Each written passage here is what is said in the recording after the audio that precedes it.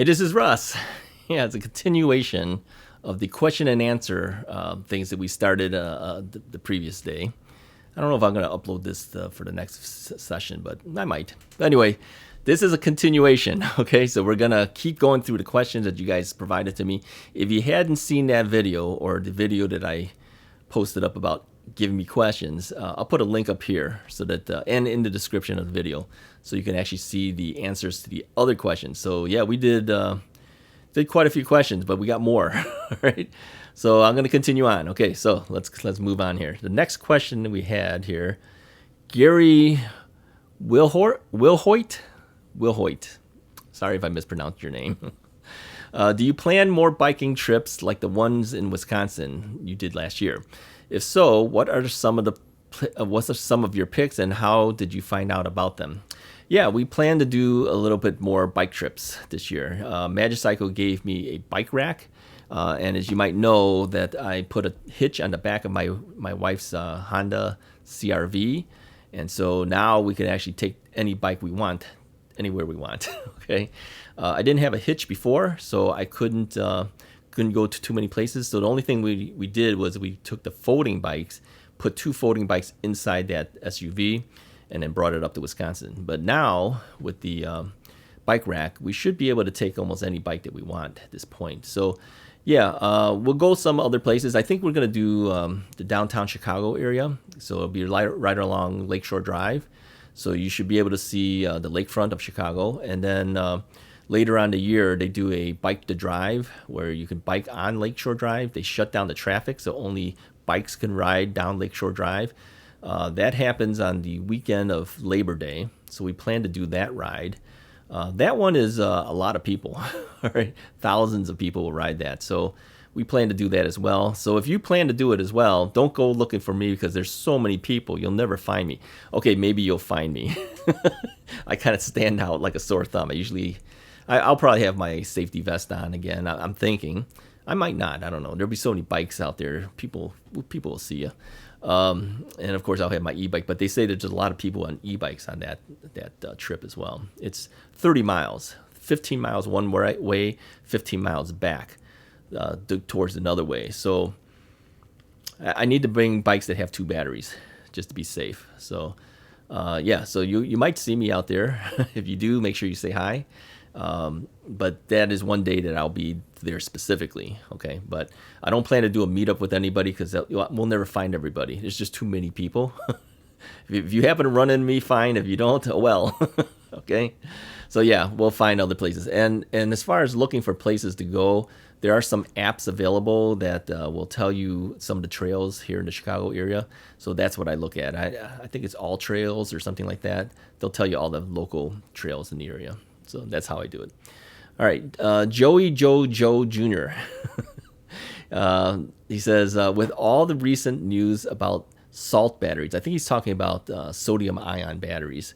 Do you think it will live up to its hype? How long do you think it will be available for e-bikes?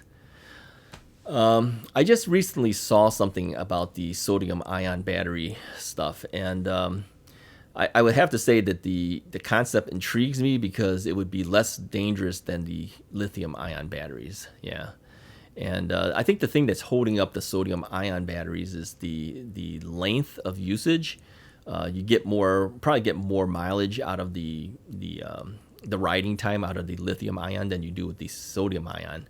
I'm not sure what the cost factors are and things like that, but I think I saw a rumor that sometime this year sodium ion batteries are going to be available, but I think they're talking about the automotive industry at this point first. I don't know how this is going to filter into the e-bike industry, but yeah, I would like to see the sodium ion battery work because I think it would be a lot safer on the long run, but I think we will get less mileage, which means people will probably want at least 2 or maybe even 3 batteries to go the distance they may have wanted before. I don't know what the total range is, but I just heard that it's less than what a lithium ion battery can give you, and that may be one of the things holding people back, especially if you're talking about cars. People want a lot of distance with that. So but according to that one video, it said something like this year they should be making some available for certain industries, but don't know if that's the e-bike industry or not. But yeah, I would think that would be kind of nice to have.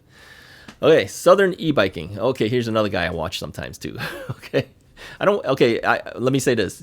For you guys that are on this channel and that I watch you, I watch you guys sometimes, but not always. All right.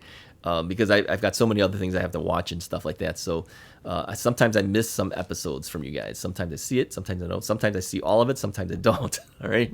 So anyways, but I try to watch you guys as well. So Southern e-biking says, have you ever considered computer interviews with your contacts at e-bike manufacturers and distributors? I believe that could be very interesting. Yeah, actually Magicycle asked me to do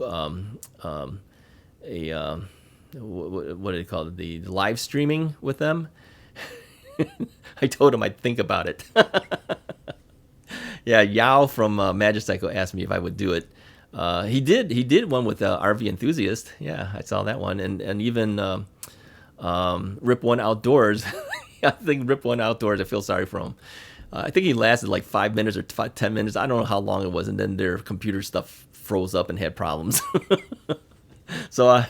Anyway, had I said yes to Yao at Magicycle, it would have been me that would have happened to. So sorry to Rip One Outdoors because it happened to him instead. No, ever since then I haven't. I never got contacted back from Magicycle, and I didn't let them know. I told them I would think about it, but I never gave them back an answer after that happened. We haven't seen another one of those after that either. I think they were saying it was their computer was having issues or something. I don't know. Maybe their internet speed, whatever it was. But it didn't work out. RV Enthusiasts did one with them, and it worked out pretty good. Yeah. So, I've thought about it, but nah, haven't really done it. So, all right. Thanks for your question. Anon, meaning anonymous, I guess.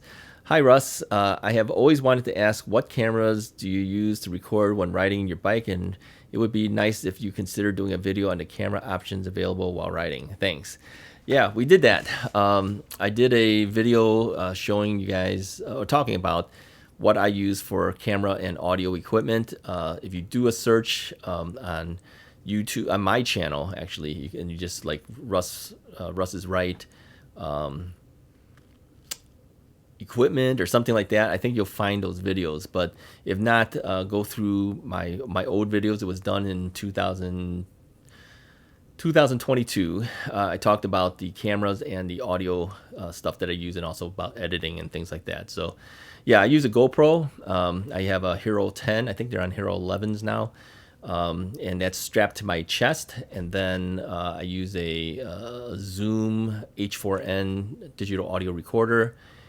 Use a Shure microphone for a lavalier mic to record with. So yeah, that's basically what I use today, is basically that. And also we have now the Insta360 X3 camera. So we use that for when you see me actually riding the bike, that's what you see. And then also when there's alternative views besides the straightforward view, that's done with the X3 from Insta360. Okay? All right. And Viclet62. Hi, Russ. What will you do if you run out of storage space for all your bikes? It would be a challenge if companies send you more bikes in the future. You telling me. We're running out of space. Yeah, I'm not really sure what I would do. I've kept pretty much all the bikes except for two. One was sold to a friend, and the other one was sold because I can't pedal it. That's the Me bike. But all the other bikes that has been given me, I still have, and I still ride them. And the reason is because I kind of figure it this way. First off, I like riding the different bikes. Right? I like being able to jump from one to another. And it's very hard for me to give up any of the bikes that we have because I kind of like them all. I actually do. If the bikes didn't have any value, I wouldn't have even said yes to them in the first place. So they're bikes that I like. And so we've gotten to the point now that because I've kept them all, I'm running out of space, and I'm not really sure what I will do. My wife says sell off some of them, but I have a hard time doing that. I just can't get myself to let them go because I like them all. So, but I know eventually one has to go when one comes in. We're at the point now It's not in the room that I usually keep them all in. I have a downstairs office room, and I keep them all in there. And several of them are in the garage. One of them is in the dining room, and one of them is in the living room right now. So we spilled over, and I'm sure my wife is not happy with that. So if we have more coming in, something's gonna go. Yeah. I'm gonna have to decide which bike has to go. I feel bad when they go because I feel like bike companies have given me something, and I did a review of it, but I'm sure that's all they really expect of you, because a lot of people do a review, then they sell off the stuff. But I kind of like the product. It's kind of hard for me to let it go, so I'm not sure what I'm gonna do. Thanks for your question, and thanks for keep watching too. Appreciate that. David Weir, thanks for this opportunity, Russ. I have a couple questions for now. My wife's bike is sitting in the garage at full charge. Any suggestion how to discharge it to 70% without riding it? We actually talked about that on the last video, lifting up the rear tire somehow and throttling it, but it'll take a long time if you do that, or getting one of those trainer things where you lift up the back tire and then you just ride it. That is another alternative, okay? But it, of course, adds mileage on the odometer. Okay, we just got a foot of snow, and riding is out for the foreseeable future. I am thinking of building a bike stand to lift the rear tire, but haven't found a simple design yet. Also, if I have our bikes on the rack behind the car, how do I protect the electronics from rain or snow damage? Of course, I will remove the batteries. Thanks. Yeah, we kind of talked about this as well. Yeah, if you can build something, that'd be great, but make sure it's sturdy enough, because obviously you got the weight of that heavy bike plus you on it. So I don't know of any commercially made ones that'll fit e-bikes. Maybe there is out there, but yeah, you got to be real careful with that. Okay, can you imagine if that thing fell off of that and you you rode forward? You'd be riding right through your front window if you did that. So yeah, be real careful with that.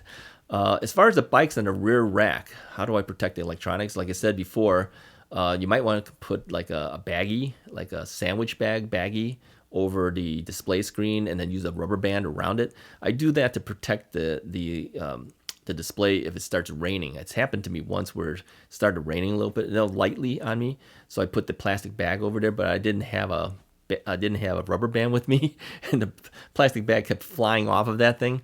So yeah, you got to carry the plastic bag and a rubber band. Okay, and then as far as if you take the battery off of your bike when your bike is on the rear of the car, you got to cover that somehow too. Some type of maybe plastic bag, maybe a garbage bag or something wrapped around. And again, you have to kind of strap that because the wind will try to undo it. So yeah, you have to get some type of either what do you call it, bungee cords or something like that to hold that plastic bag in there. But that's the only way I can think of that you can try to keep some of the dust and dirt out of there while it's in the back. Okay, thanks for your question. Next one, Edward Sullivan says, Russ, would you explain how a bike manufacturer decides what a bike's payload is? I asked this for a reason. Aventon Bikes changed the advertised payload of their Aventon Fat Tire e-bikes from 300 pounds to 400 pounds.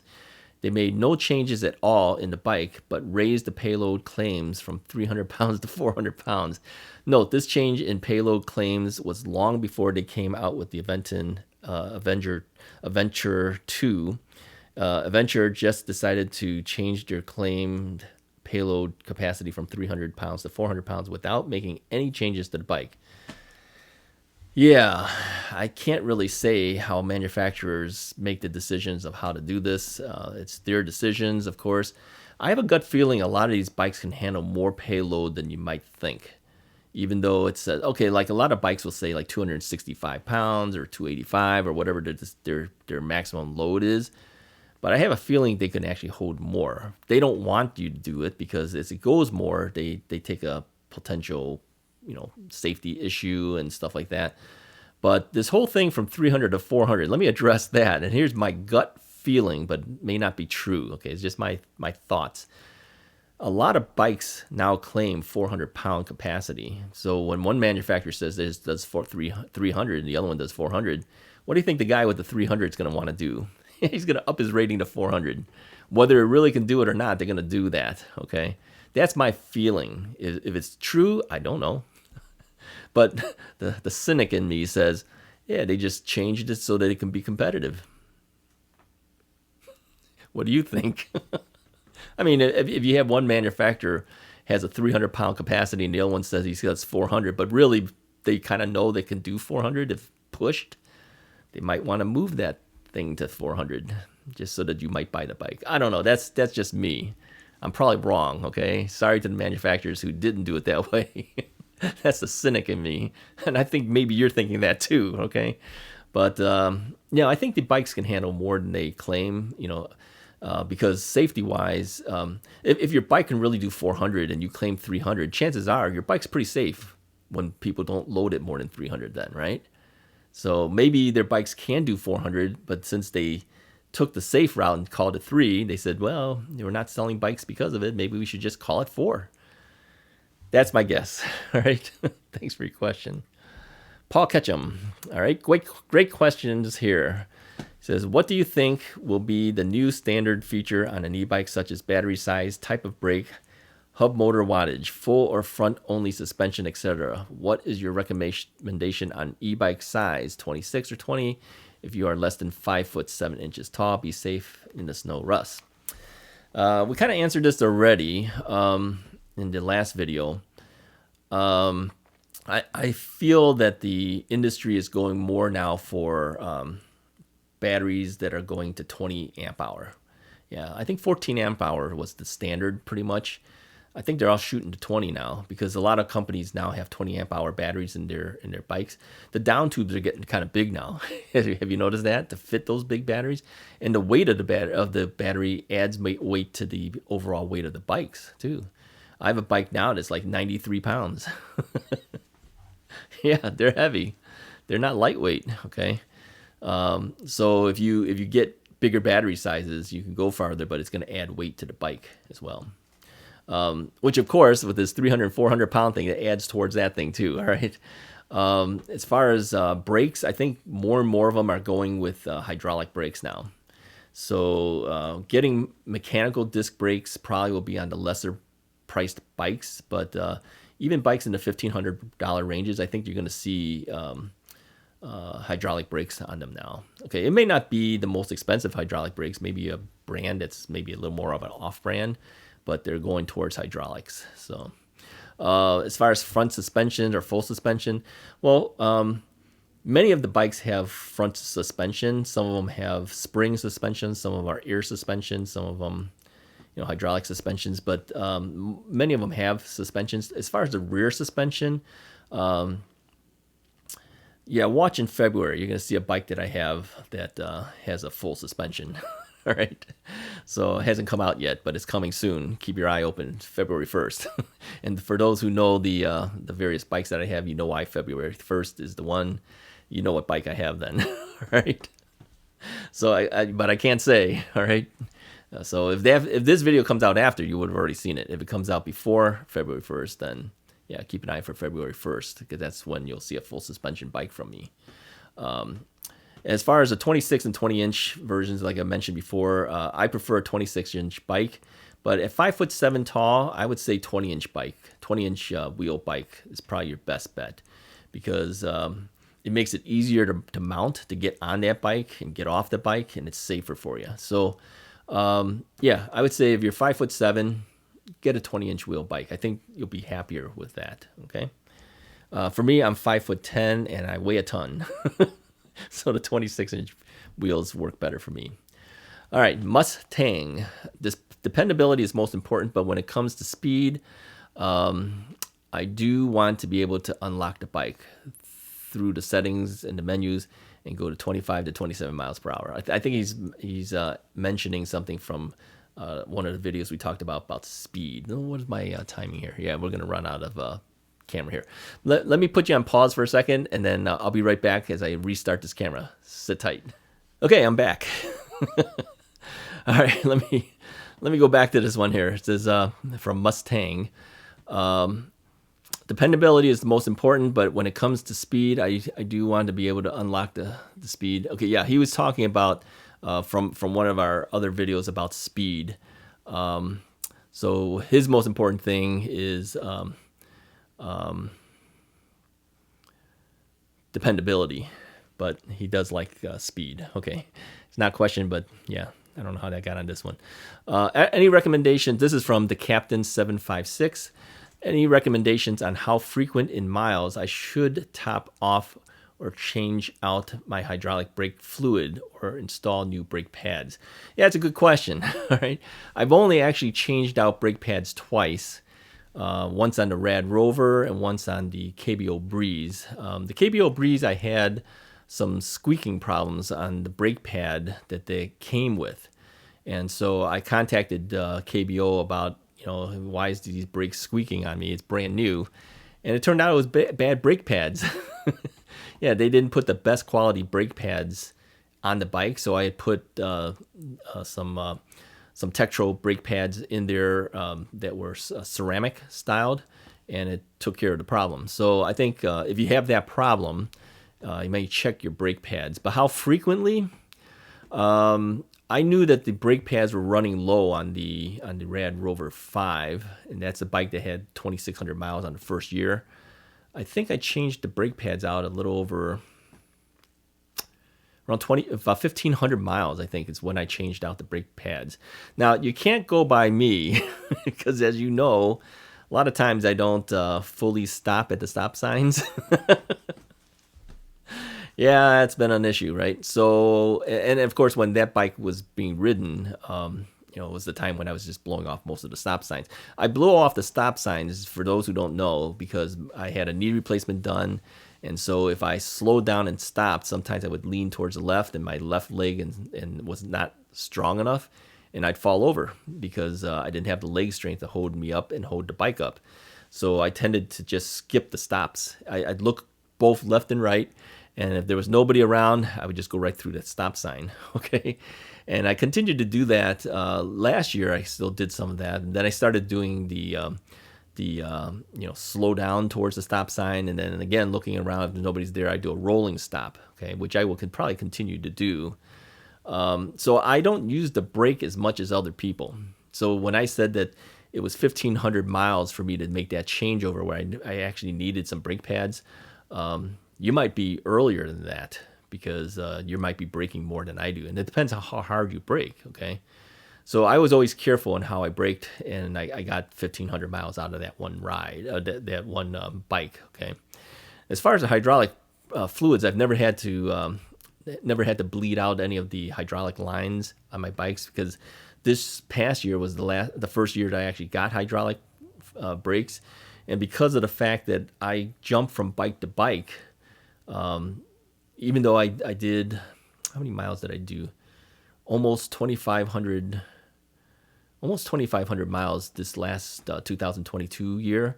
It spread over many bikes, so I didn't have to do any changeovers for brake fluid. So I don't have an answer for you for that. I don't know. Maybe someone else can chime in, let you know how often do you need to change out hydraulic brake fluid. I don't know whether you really need to change them out that often. I think you only need to bleed it out if you get air in the line. Other than that, I don't think you really have to. But the brake pads, of course, have to be changed. Yeah, get good brake pads. Don't buy the cheap stuff. Okay, it's not worth it. To save $2 or $3 or whatever it costs more for better brake pads. Get the better ones. It's your life, man. You don't want to get cheap stuff, right? So, okay. Thanks for your question. Jim Valiante, did I pronounce that right? I'm sorry if I didn't. Morning, Russ. I really enjoy your videos. Thank you. I look forward to the next one. I'm 65. I bought my e-bike last March. I have 2,000 miles on it, and my wife has done over 2,500 miles. You got to catch up, man. If I'm ever out your way, I would love to go on a ride with you. Lunch would be on me. Oh, well, hey, there you go. Keep up the good work. Well, thank you very much. Yeah, I don't usually ride with people. My wife I ride with because, it's my wife. But yeah, usually I don't go riding with a lot of people. I think for me, the hardest thing would be catching up with me or going past me.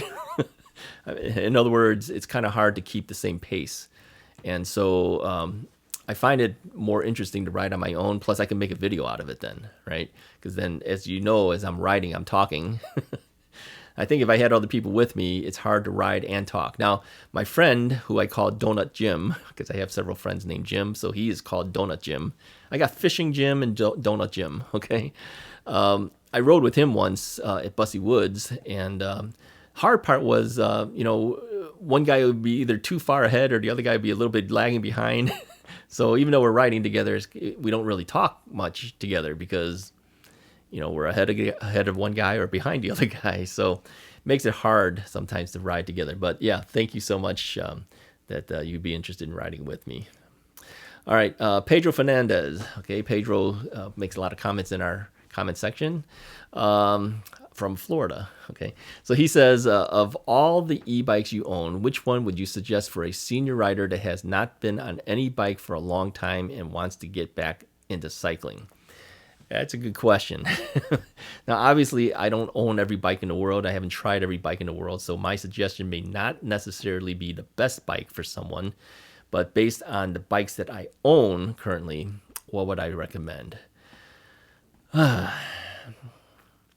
I would recommend trying a 20-inch wheel bike first, all right? Because I think it's lower to the ground. I think it's easier to step over and get onto the bike. Overall, I think the 20-inch wheel bikes would be easier to start out on. The 26-inch wheel bikes are tougher. And maneuverability is tougher on a 26-inch fat tire bike than it is on even a thin tire bike. It's true. When I'm on the Magicycle commuter bike, I can do U-turns and everything easy on that bike. Can't do so on a fat tire bike. So I would say 20-inch wheel bike.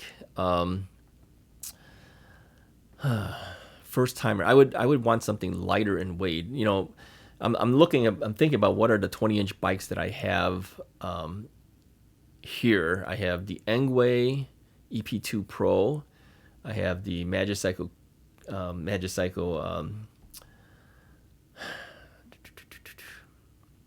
the Magicycle Jaguar Rundy, which again, both of these bikes are folding bikes. I have the Ocelot Pro from Magicycle. That's a 20-inch bike.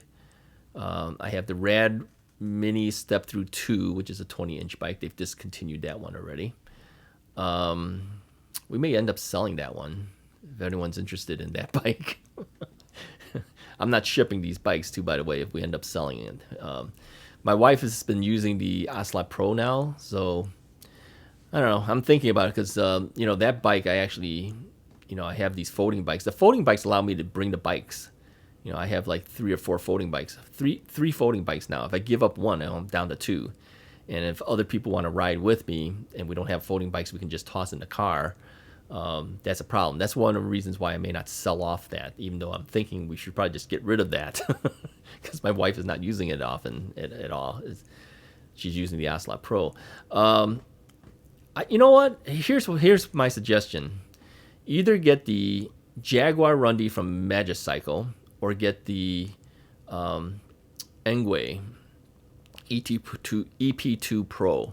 That's what I would recommend for a guy that wants to start out. Both of these are step-through bikes, so it's easier to get on and get off. They're lighter in weight in general than the big, heavy bikes. And, I would say that.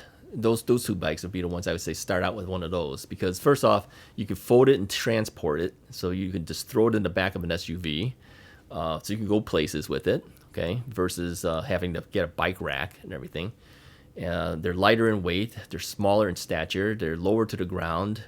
And they have decent distances. So yeah, one of those 2 bikes would be what I would recommend, okay? Thanks for your question. Dr. J. Munn. Hi, Russ. I have always enjoyed your videos. Thank you. Here's my question. Your first bike was a Rad 5.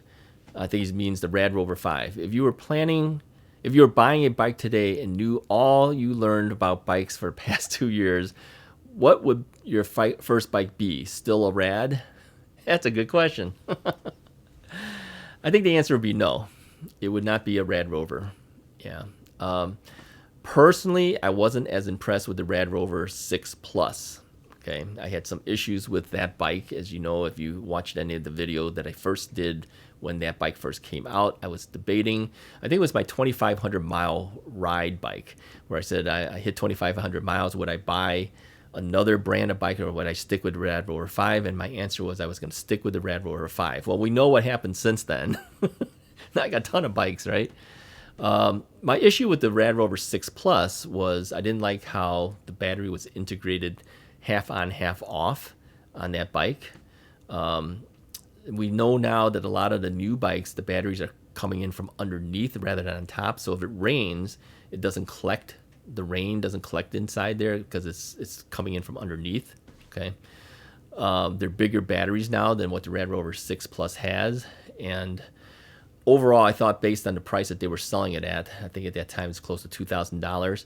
I didn't think it was worth it, so I said I would stick with the Rad Rover 5. I think I compared it against would I go with the Himiway Cruiser or whatever, and I said I would stick with my Rad Rover 5 based on the pricing and everything that it was offering, and I didn't know any better at the time.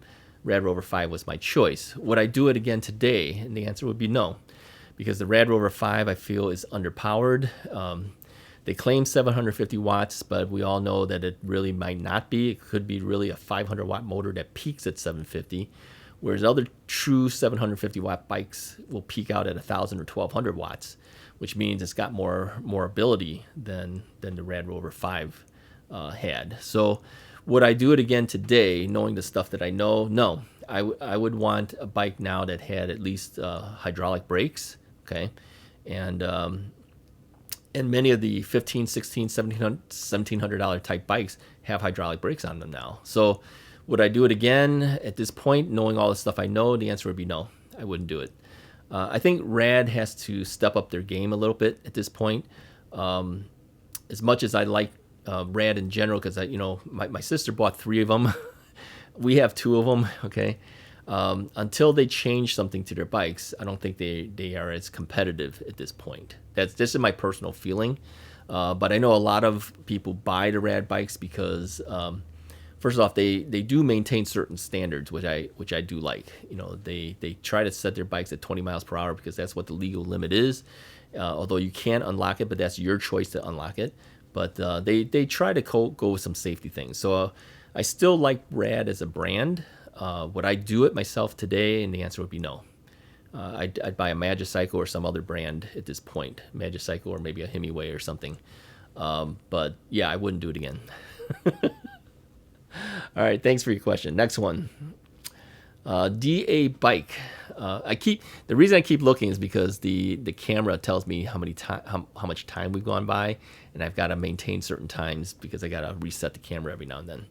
DA Bike says, after watching many reviews, we bought our e-bikes. So at this time, I'd like to see maintenance tips. Okay, how to maintain your chain, how to wash your bike, fix a flat, etc. Also on our Magicycle, I know people change the chain ring. Not even sure what they mean and no idea how to do it. Okay, yeah, I changed my chain ring as well on my Magicycle Cruiser. If you look up my videos, you'll find that I did make a change in the chain ring. And chain ring is basically the front sprockets right by your pedal. That's the chain ring, okay? And by raising it from, I don't know what, I think it comes with 42T, like the teeth, right? I now have 52. So what happens is that eliminates ghost pedaling.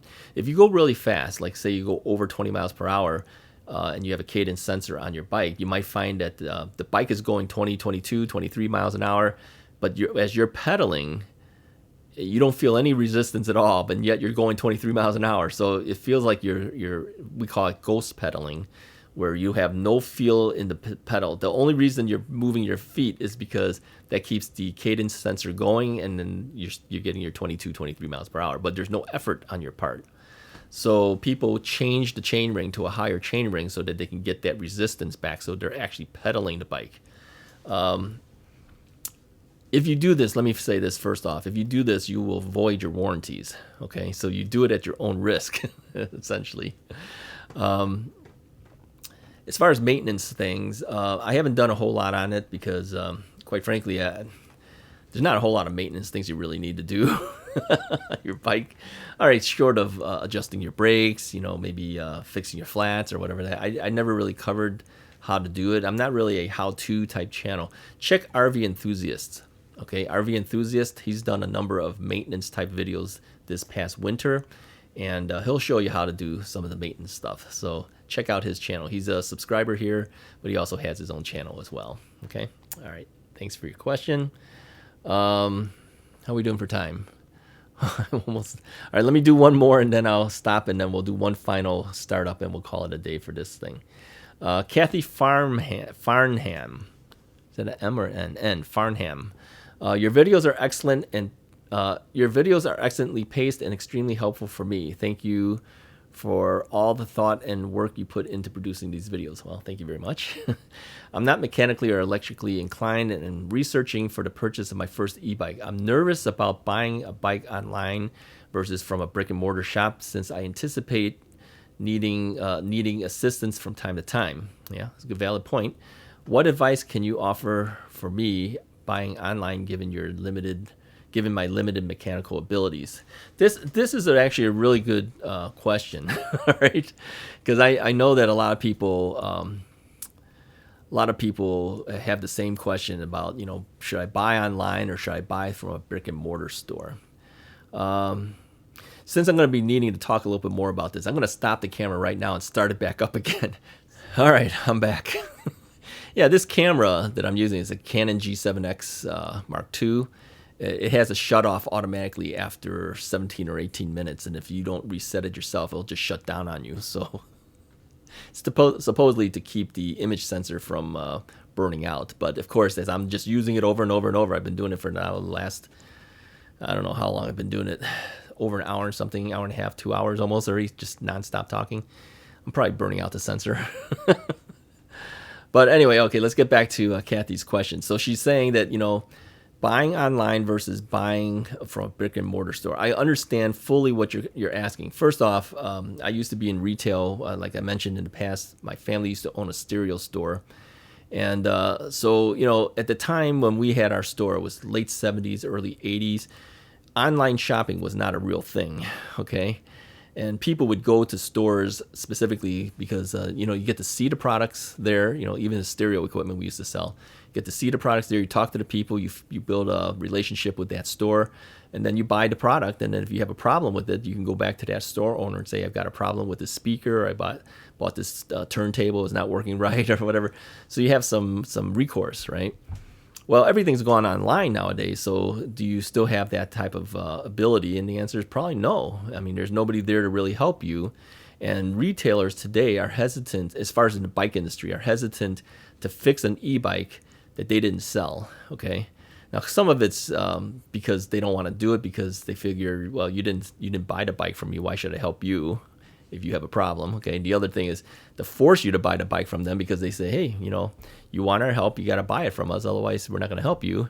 So you get to the point where you're kind of like, I need their help, they won't give it to me unless I buy from them, so I might as well buy from them, okay?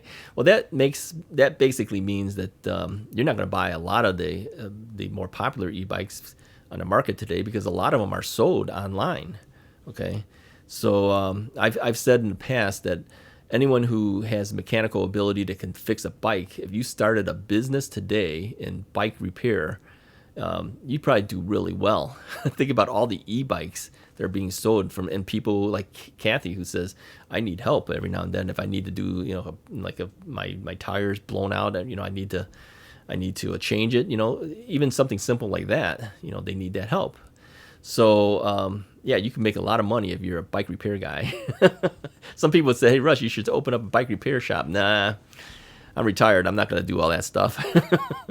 But, if you're a young guy and, you're looking for a business to get into, hey, that's one that you can get into. So anyway, and I understand, the thing of being able to see the bike first, try the bike first before buying it. If that's important to you, then buy from a bike shop. Yeah.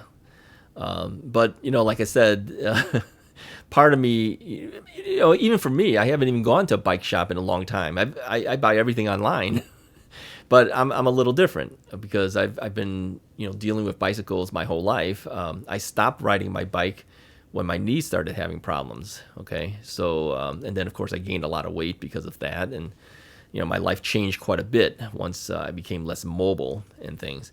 But I know a certain amount of about bicycles, and some things were new stuff to me too when I started with e-bikes. So, but I had a working knowledge of how to fix bikes. Like for instance, today, if you gave me a bike and said, okay, put this whole bike together. I'm not talking about bikes that come out of the online things that all you're doing is putting on the front wheel or putting on the seat. I'm talking about if you just gave me a whole bunch of parts and said, okay, here's your fork, here's your frame, here's your derailleur, put it all together, could I do it? And the answer would be yes, I can do it. Yeah. So I do know some stuff about bikes, but that's not the average person, right? So she has a valid point. I would say I don't fear so much about buying the bike online anymore, because a lot of these companies, even these Chinese companies and stuff that sell it, you're probably going to get your bike. It's probably not, I mean, as long as you don't buy some obscure company nobody's ever heard of before, you're probably going to get your bike. It's not even that much of a fear buying it online. Like if you're going to buy a Magicycle, okay, yeah, they're a Chinese company, okay, you're buying it from China essentially. Same thing with like Himiway and some of these other brands that are popular. They're Chinese companies, but do I fear paying for it online? And my answer would be no. I don't have any fear, because they're legitimate companies and they've done very well for themselves. I have trust that when you buy it, it'll be okay. All right. But having said that, if you have a problem with it, yeah, you might have a problem, because they don't have technicians here in the U.S. to help you. All right. If for instance, some of these companies like Magicycle or Himiway, they're trying to get retailers to take on their bikes, but I don't think, maybe it's the profit margin isn't high enough. Some of them don't want to carry the bikes. I don't know what their reason is. They don't carry specific brands. But yeah, if you bought that bike and something was to go wrong with it, you're kind of stuck. Yeah, it's true. Same thing, with, as you guys know, I promote a lot of the Magicycle stuff because they give me a lot of product, and I've worked very well with them. But yeah, if something went wrong with your Magicycle, there's no Magicycle rep here that would help you. So they would tell you basically to go get it fixed somewhere, right?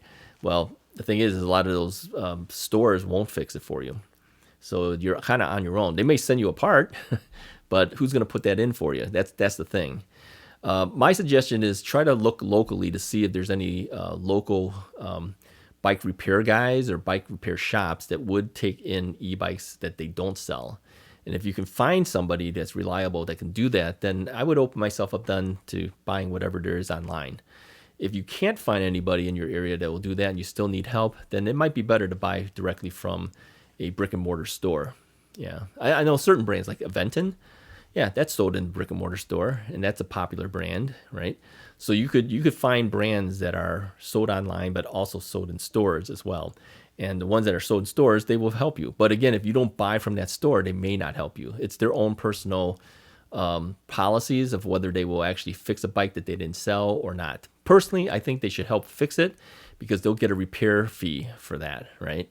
And you're building a relationship with that customer, and maybe that customer will come back and maybe the next bike he buys, he'll buy from you. So I think a lot of the bike companies, the bike stores are missing out on that customer service aspect of things and building relationships with the potential customers. But that's the former retailer in me, okay? Because we built a lot of trust from our customers that used to buy from our stereo store, and they said that they always came back to us because they felt comfortable working with us. So I mean, they could buy anywhere, right? But because they like who you are, they buy it. It's just the same thing like YouTube videos. You can watch anybody's YouTube video. Why do you keep coming back to Russ is Right? Maybe you like watching my videos, or maybe you like my personality, whatever. There's got to be something about it that makes you come back, right? Same thing with bike shops. There's got to be something about that shop you feel comfortable with, that you feel comfortable giving them the money to buy the bike from their shop and build that relationship, okay? All right, that was a long one, but I felt it was important. Okay, next one. Paulette Monroe. Hey, Russ, any advice regarding upgrading my bike to hydraulic brakes in the spring? Yeah, I don't know if it was yours or maybe somebody else's I talked about. Yeah, if you're doing hydraulic brakes, watch RV Enthusiast, because he has a video on, and that's what I used as my reference on how to change out the Magicycle hydraulic brakes. Those are Tektro brakes. I think the concept is pretty much the same. If you're doing it yourself, that is, okay? Or you can hire somebody to do it for you. But yeah, check out RV Enthusiast or check out my video because I did that upgrade as well, okay? Michael Warren says, really enjoy your videos and your content. We probably don't know the time and pressure you go through to present these to us, so thank you. Well, yeah, thank you. My videos have always been kind of free-flowing. I put thought as far as, what's the next video going to be, what's the next topic. A lot of times, everything's off the cuff with me. I don't edit out every word that I say, as you notice in some videos that other people, I make a mistake. It's just me, okay? Same thing with my riding videos. I ride and I talk. That's basically it. But yeah, I do think through as to what the next video will be, and sometimes that doesn't come to me until 5 minutes before I start recording. Yeah. Happens a lot that way because I keep thinking, what do we talk about? What's the most important next? And then I don't like it. And all of a sudden, ding, I go, that's the video. And then we talk about it. So yeah, thank you so much. I appreciate your comment about that and that you're continuing to watch. All right. I think we hit the end of the things that we're going to cover for these videos. If you liked what we did here for the last couple videos where we just did questions and answers, let me know. And we'll continue doing more of them in the future. I mean, I have other things I have to do, but I really enjoyed doing these last two videos about the questions and answers because I can go deeper into the answering this way than it is to answer you online. And quite frankly, by not looking at anything that you guys commented on until now, freed me up to do a lot of stuff because a lot of people say, wow, Russ is really monitoring his channel. What happens is that when a question or a comment comes through, the app for YouTube, sends a notification to my phone and I can see it. I usually respond pretty fast. But if you do that all day long, then you're tied up pretty much just answering questions all the time. So I'd almost rather do this type of format where I just gather a bunch of questions together at one time and then answered them all at one time, right? Even if it took 2 videos to do it in. And I could be more in depth and I could actually talk to you better. And personally, I think I'd like this format better than even the live stream because even live streaming, how fast those questions go through, some of these popular channels, they don't get to every single question. And even now, I didn't hit everybody. I'm sure I missed a couple here and there, but I got through most of them and I can go more in depth about the thing and I could say more. I mean, it's easier for me to talk it through than it is to type it all out, right? So if you like this format, let me know in the comments of this video or the last video. Just say, I like it, let's do more of it. Or if you didn't like it, it was just a waste of your time, let me know that too. Or you just said, man, I don't like it, it's too long, I didn't need to know all this stuff. But a lot of these things I think benefits everybody if we just talk about it like this. And so you learn things, right? That's how I got a lot of my knowledge is I looked at a lot of stuff online. I read a lot of stuff. I watched a lot of videos. And then, of course, I experience it myself now with these bikes and everything, too. So let me know if you like it. We'll do more of it if you like it. All right. Put a comment below. Share these last couple videos with people that you know, anyone looking at e-bikes. And the thing is, if you share the videos, it does help the channel, too. All right. And if you're interested in buying any of the bikes, use the affiliate links because that helps me personally then, okay? Because we get a little commission when you buy your bike using the link that we provide in the description of the video. Doesn't cost you anything for that, but it does really help me a lot, okay? All right, thanks, guys. I'll talk to you guys next time.